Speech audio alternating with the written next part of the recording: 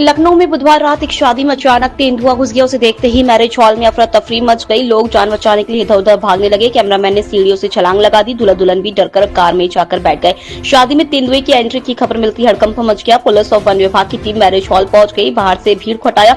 Police ने तुरंत drone मंगाया। मैरिज हॉल के ऊपर ड्रोन उड़ाया तो छत पर तेंदुआ नजर आया। बड़ी मुश्किल से वन विभाग की टीम तेंदुए को मैरिज हॉल से पकड़ पाई। घटना हरदोई रोड पर बुद्धेश्वर रिंग रोड स्थित MM लॉन का है।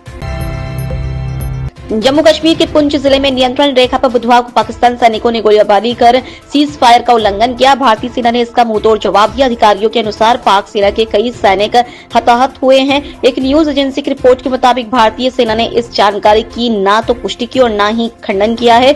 इसी बीच सोशल मीडिया पर पाकिस्तानी सेना के अधिकारियों का एक वीडियो वायरल हो रहा है, जिसमें वे शहीद सैनिकों को अंतिम श्रद्धांजलि दे रहे हैं।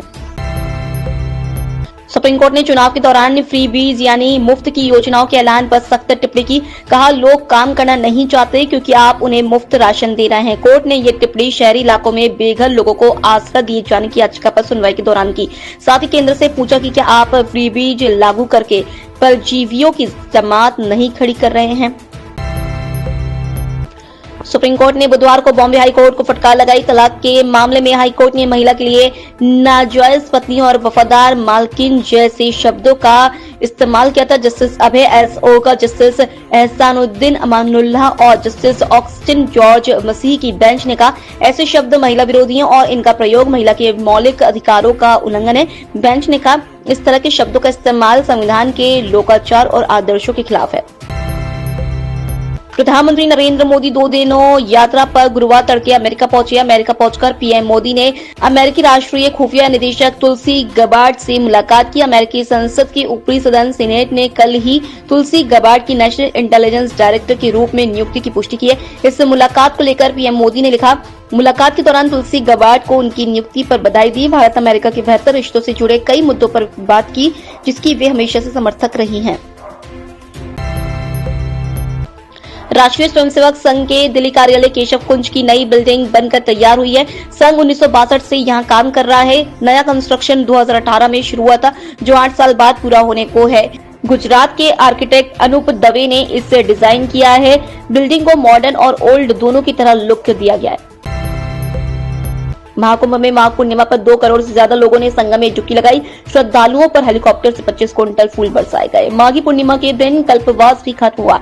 करीब 10 लाख कल्पवासी कुंभ नगरी से विदा हुए। 13 जनवरी से अब तक कुंभ में 48 करोड़ 25 लाख लोग स्नान कर चुके हैं। अब 26 फरवरी को महाशिवरात्रि पर आखिरी स्नान पर्व होगा। केरल के सरकारी नर्सिंग कॉलेज में जूनियर्स के साथ रैगिंग मामले में 5 स्टूडेंट्स गिरफ्तार हुए हैं। इन्होंने 3 स्टूडेंट के कपड़े उतारे थे, फिर उनके प्राइवेट पार्ट पर डंबल लटका दिया था। जूनियर्स को कंपास और नुकीली चीजों से घायल किया, फिर जख्म पर लोशन लगाए ताकि दर्द और बढ़े। जब पीड़ित दर्द से चिल्लाने लगे तो उनके मुंह में भी लोशन डाल दिया।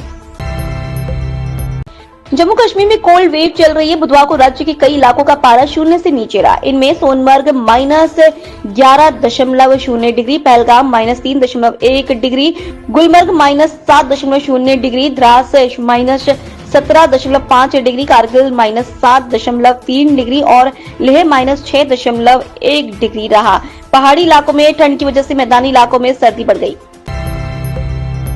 अमेरिकी राष्ट्रपति डोनाल्ड ट्रंप ने बुधवार को रूस के राष्ट्रपति व्लादिमीर पुतिन और यूक्रेन के राष्ट्रपति वोलोदिमीर जेलेंस्की से फोन पर जंग खत्म करने को लेकर बातचीत की।